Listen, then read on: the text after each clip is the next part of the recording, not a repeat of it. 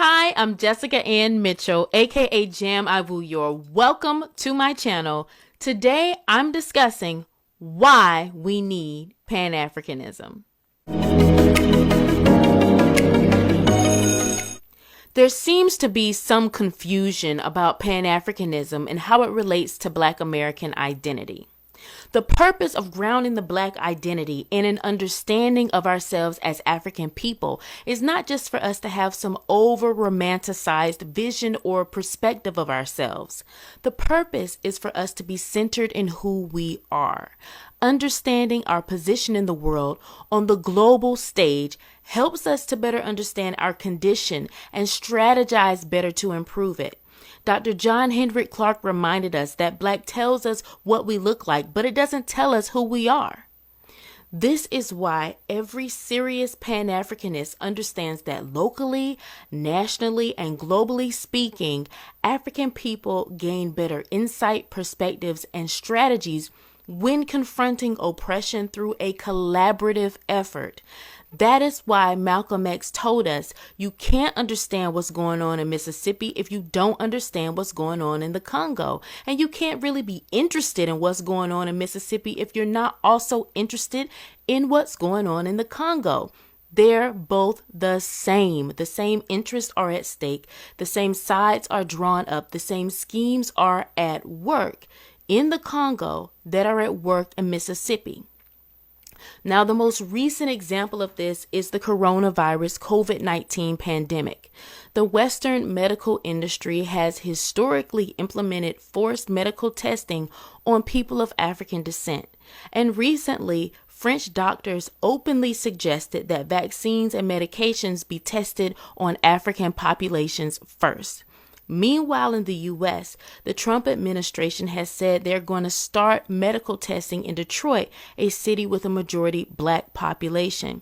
This is not a coincidence. It's another example of how no matter where we live, Black bodies are viewed as testing grounds for medical experimentation, often forced, painful, or deadly.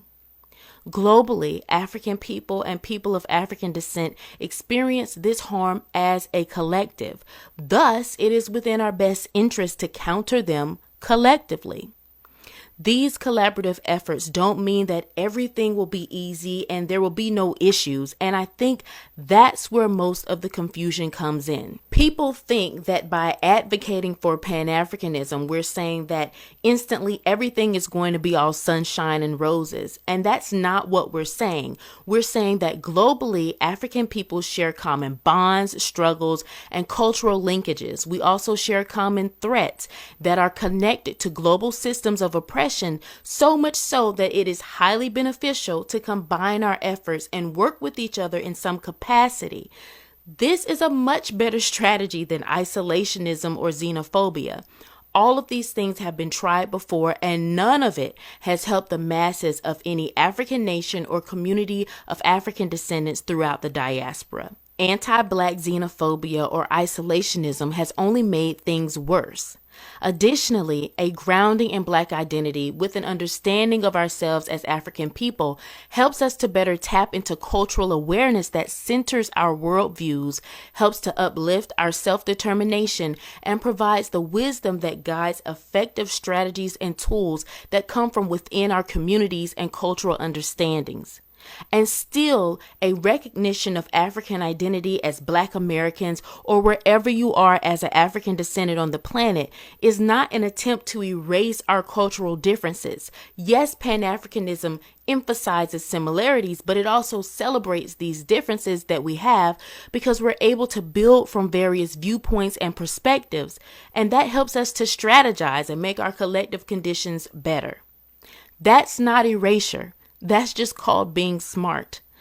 That is why when we look at the forefathers and foremothers of Pan-Africanism, we see Trinidadians, Haitians, Jamaicans, African Americans, Puerto Ricans, the list goes on, eagerly learning from each other, inspiring each other, building liberation movements, engaging in mutual aid in support of Pan-African freedom, respect, and unity across the world. Pan-African unity is why Martin Luther King Jr. went to Ghana, met with Kwame Nkrumah, attended the Ghanaian independence ceremonies, and returned to the United States with a refreshed perspective on civil rights and black freedom that he himself said was directly inspired by African movements for independence. Pan-African unity is why Malcolm X met with African leaders and pushed for African Americans to reconnect with our African heritage. He also advocated for Pan-African unity and actively organized to connect African Americans with African communities.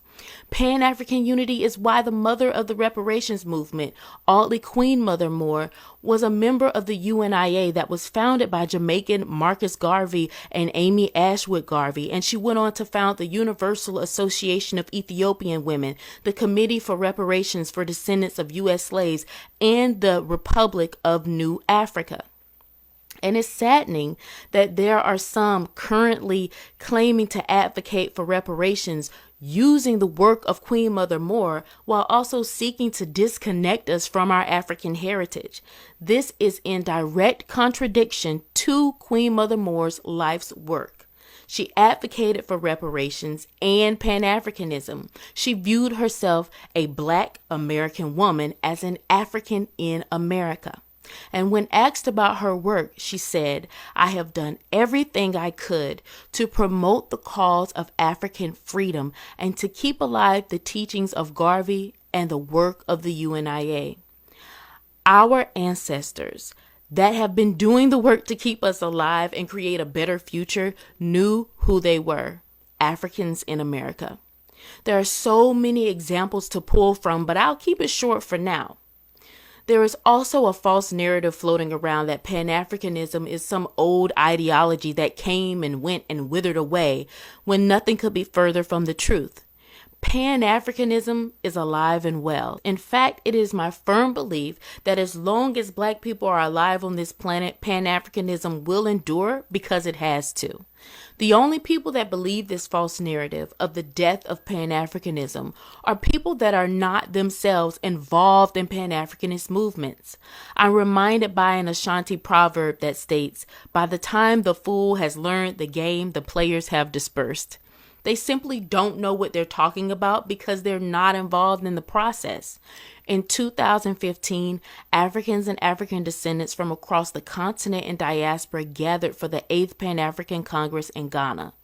I was there along with my colleagues from the North American delegation.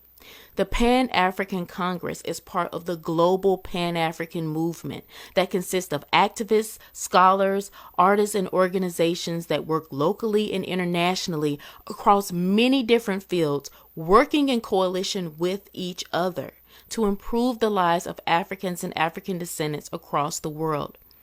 Also, Pan-Africanism is why the global reparations movement continues to move forward. The National Coalition of Blacks for Reparations in America, in COBRA, has advocated for reparations for people of African descent in America since 1987, with both national and international supporters. Then Caribbean activists and leaders created CARICOM Reparations Commission, which directly inspired the creation of the National African American Reparations Commission and European Reparations Commission. These initiatives consist of Pan-Africanists from around the world that work in coalition with each other. So this false narrative of the death of Pan-Africanism derives not only from ignorance, but also laziness and anti-Blackness from a myopic worldview that will only put our communities further behind. We can and should encourage various perspectives on how to best uplift our communities. But what we can't do is allow ourselves to become so downtrodden and short-sighted that we succumb to anti-Black ideologies that continuously promote divisions instead of unity. In the same speech I referenced earlier by Malcolm X, he emphasized our need for Pan-African unity. He stated, "When you see that African nations at the international level comprise the largest representative body and the largest force of any continent, why you and I would be out of our minds not to identify with that power block. We would be out of our minds. We would actually be traitors to ourselves to be reluctant or fearful to identify with people with whom we have so much in common. Malcolm's statements remind me of a Nigerian proverb. In the moment of crisis, the wise build bridges and the foolish build dams. And right now, there are far too many of us advocating foolishness. At this point in our journey, none of us can afford isolationism and unnecessary divisiveness. For Black Americans, it is important for us to remember that yes, we are still Africans connected to the global Pan-African world.